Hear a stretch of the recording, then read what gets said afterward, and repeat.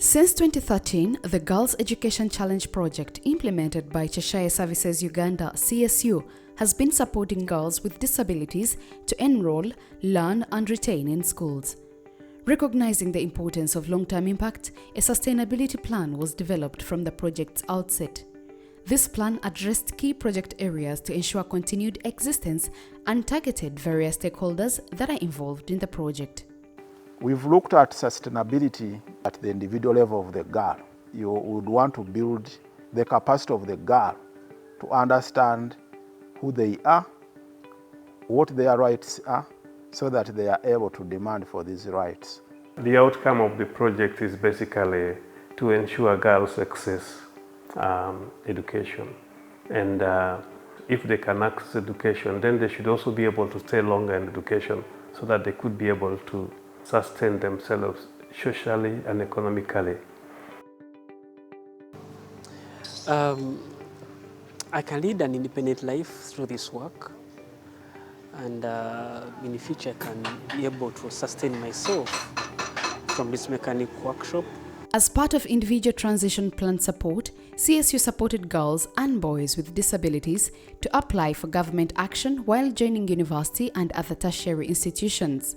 My biggest achievement so far is government scholarship through the project, in a way that they paid my fees way back from high school, which has brought me up to date.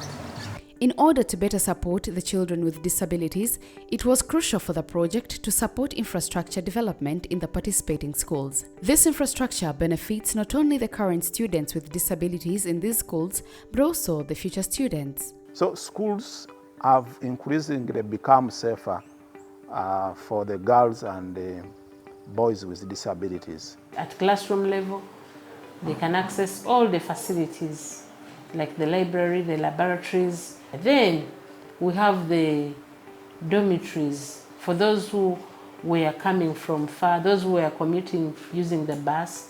We told the parents that these people are now old enough, they can keep in school.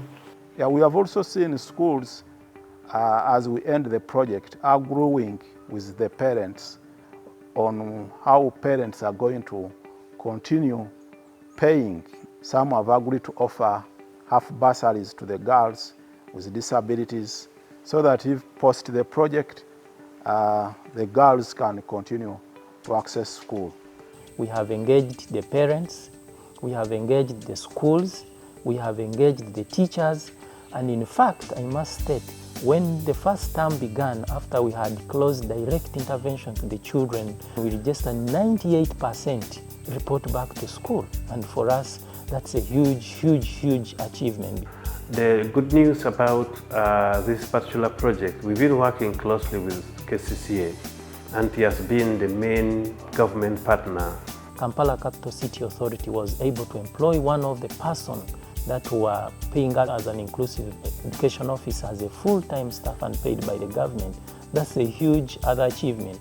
And in terms of sustainability, we are sure the work of the project will continue.